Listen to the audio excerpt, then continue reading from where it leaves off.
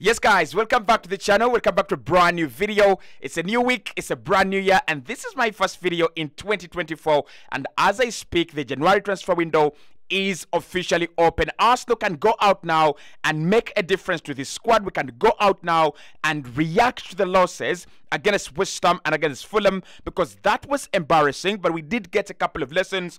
And for me, the biggest lesson: we are not good in attack. We are not good enough in the final third. So if you want to start off the January transfer window, it's got to be in attack. Happy New Year, guys. Happy New Year to each and everyone subscribing to the channel, watching the content. Hit the like button as well, and commenting. I'm really grateful. It's the dream of every content creator for you to have a community that supports you in every single way and engages with your content. But apart from that, we've got 20 days as well for us to see Arsenal in action again in the Premier League. We will play Liverpool on the 7th of this month. That will be over this coming weekend. And the next 13 days, we'll see Arsenal out of action with an international break coming forward. And that is the time for me that Arsenal have to use to go and break the bank, sell every player that we don't want, sell every player that Mikel Arteta is not sure we are going to use, and make ourselves better. This is the time. You either break the bank in January, or you risk having one of the disaster seasons that this club is going to see in the last 2 years. And I tell you something, it will be very embarrassing for us to spend 200 million on the midfield and the defense as well in the summer, and we get worse. It will be very, very heartbreaking and damaging to see Arsenal come from potentially winning the title to potentially losing out on Champions League places after spending 200 million on Declan Rice, Kai Havertz and Jurriën Timber. So for me, these next 30 days are going to be the decider. The quicker we act, the better. The stronger we act, the better as well. So let me know in the comment box below, how are you feeling on this New Year's Day? It's mixed reactions for me, because when I look at the window, I'm like, this is a chance for us to awaken. This is a chance for us to come back. But of course, I still feel those two defeats in my chest.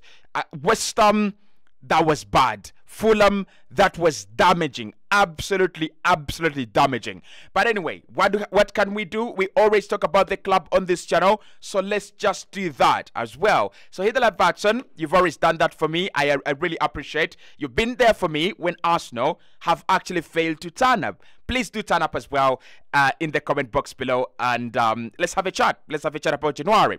So the first thing I want us to talk about in this video is the transfer window is open, and we don't expect, and I do not expect, any excuses from Arsenal, from this team. It's going to be real work. It's going to be real work in January. We've got to go and break the bank. Now, we have FFP issues. We have a spending limit, but we want to know, and I would like to know, how much exactly do we have? I know we have less than 50 million euros, and we are on the brink of breaking FFP rules. That is why Arsenal didn't sign David Raya on a permanent in the summer, I hear. So we are on the brink of FFP.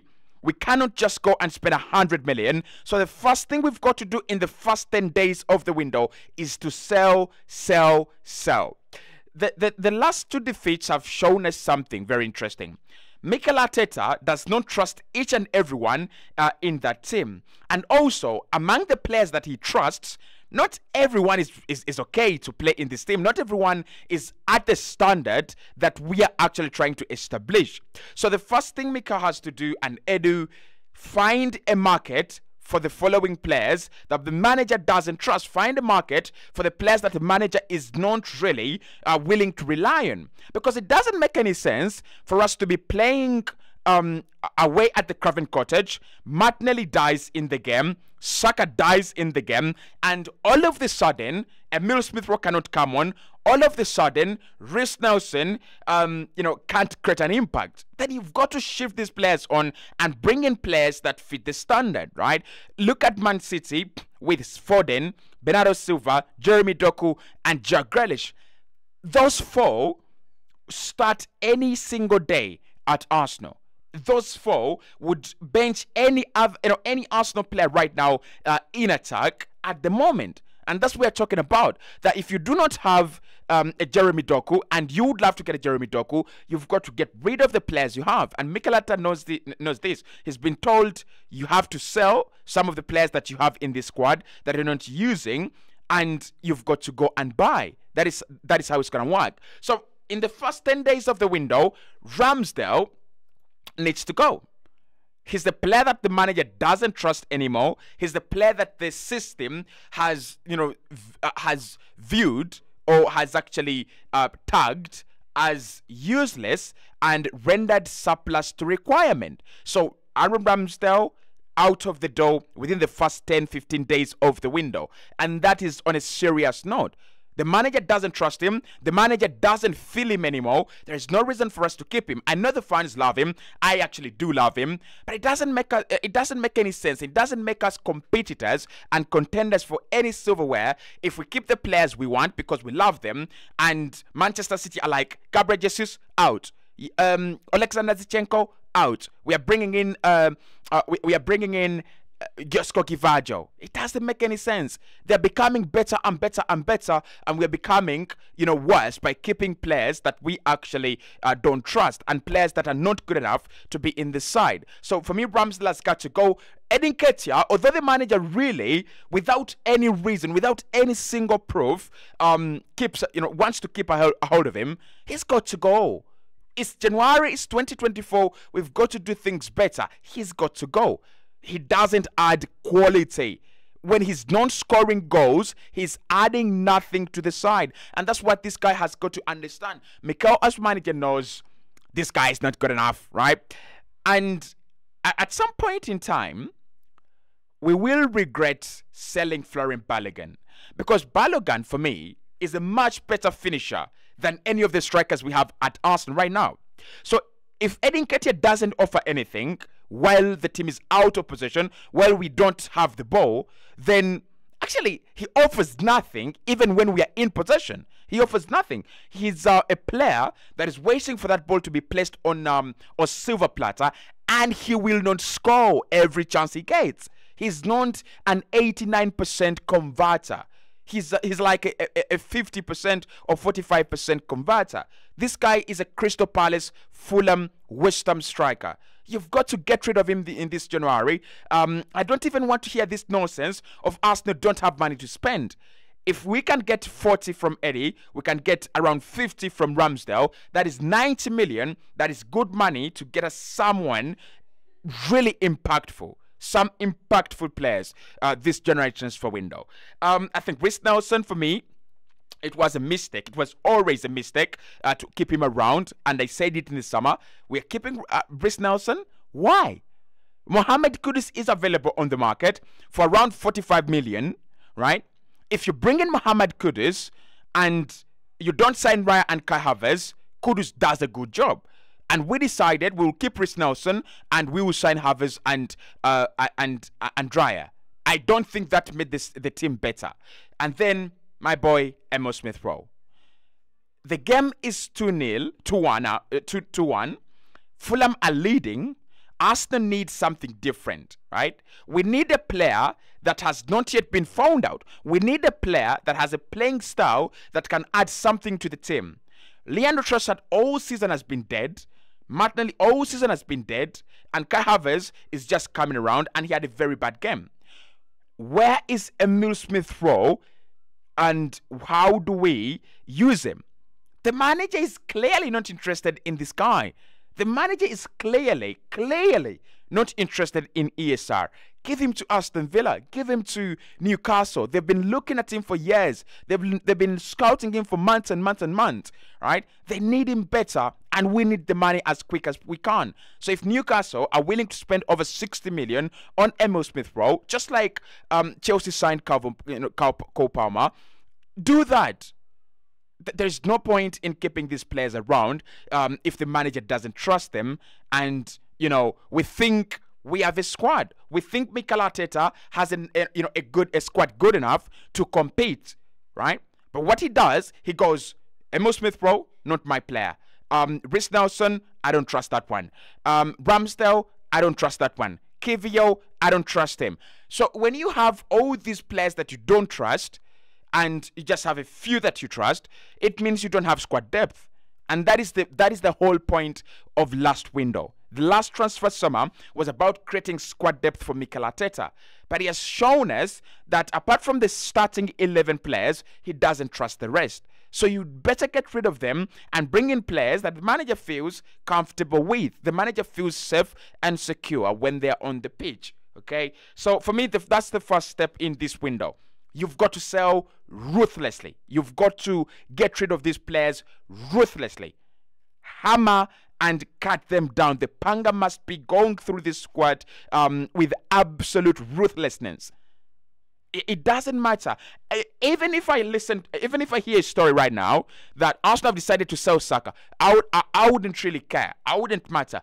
It wouldn't matter because if the manager doesn't trust you, I know he trusts Saka, so I'm not saying Saka should go. But what I'm saying is that if the manager turns on Saka and he says, I don't trust Saka at the moment, I want maybe Rafinha at Barca, getting Rafinha. Just getting Rafinha. Even if they said they were selling Martinelli, I wouldn't care at the moment. Because all that matters is having players at the team that the manager cares about, that the manager really trusts, that the manager feels secure when they're on the pitch. If some of these players are out of favor with the manager, you've got to get rid of them. Now, in terms of buying, I think Arsenal have to use the first 20 days where we don't have Premier League football. And by the first 20 days, I mean starting today. For us to do the underground work and the finishing work on our targets. On the 20th of this month, we will play Crystal Palace. And Crystal Palace will mark the first game that Arsenal have to win for the next 8 games in the Premier League consecutively if we are going to awaken our title hopes. So there is Crystal Palace in there. There is Sheffield United in there. There is Liverpool. There is Everton. There is, I think, Brentford. There is a lot of teams. 8 games straight, no draws, no losses. The moment we drop points in the next 8 games, wallahi, it's over. It's over. It's totally done. It's over. So can we go the next 8 games, only winning? Yes, because the difficult game in there is Liverpool, right? Actually, I would say the next 9 games because it's between Crystal Palace and when we play Chelsea. So can we go the next 9 games unbeaten, winning at least like 8 out of those 9? If we can do that, the table will reflect the performances. So for me, the next 20 days and how Arsenal behave, it's going to matter. You break the bank in the next 20 days. You bring in a striker. You bring in a midfielder. I don't care about defenders. I really do not, because why? I kind of feel like the defenders we have at the moment, they will do a good job. They have not let us down in so many occasions, like the midfield has, like this attack has. So can we do a good job and break the bank within the first 20 days of January? That depends on how we sell. That will depend on Mikel Arteta, and that will depend on Edu and how quick we are working. But this is the only chance. I'm telling you, there are no players that are coming out of injury that are going to massively improve this Arsenal side. We have already seen what we have to see. Mikel trusts ABC and he doesn't trust ABC. So you need to have at least 17 players that the manager trusts, that are good enough to play for you, that have real quality, that have that ability to come into the team, change a game, impact a game, and bring in results, bring in points, win you points. And if I look outside the starting 11, the other players that have real quality are Aaron Ramsdale and Leandro Trossard. The rest of the players, to be honest, and maybe Emil Smith-Rowe, because the talent is there, right? But with Emil Smith-Rowe, when the manager doesn't trust you, you cannot be counted among the quality players in the squad. You cannot be relied upon, right? So we have 2 players outside our starting 11. And that means that we are looking for an extra 5 players to make it 17 reliable, players on the bench and the starting 11. So it's time to break the bank, guys. It's time for us to wake up. We have bottled all the transfer windows in January recently. We are nearly bottling the transfer window. We are nearly bottling the title race before the transfer window begins, right? And if this window ends and Arsenal have not signed in more than 1 player, we have bottled the transfer window. We have bottled the title, and we will have bottled the Champions League. Because Bayern, look at us right now, and we have lost to Fulham at the Craven Cottage, 2-1. That means that Bayern have a guarantee of winning 4-1 at the Allianz Arena when we play them, and they will go, just give us Arsenal in the quarterfinals. That will be a walkover, and it will be a walkover. It will be a walkover because Ben White and Alexander Zinchenko and Jakub Kiwior and all these guys, they are not Bayern level, and Bayern is a team that doesn't take shockers. It doesn't take L's. If it's to take an L, it's from Real Madrid, it's from Manchester City, it's from one of these serious sides. Bayern are not going to lose a game to Ben White and his bench, to Mikel Arteta and his bench that he doesn't trust. They're not going to lose a game to us. So January, time to break the bank, or else we bust. I'm going to be uploading a couple of stories across the transfer period. So it's going to be 30 days, action-packed. Right, action-packed. Make sure you've subscribed, make sure you're hitting the button, and make sure we are talking in the comment box below. I'll speak to you right in the next one.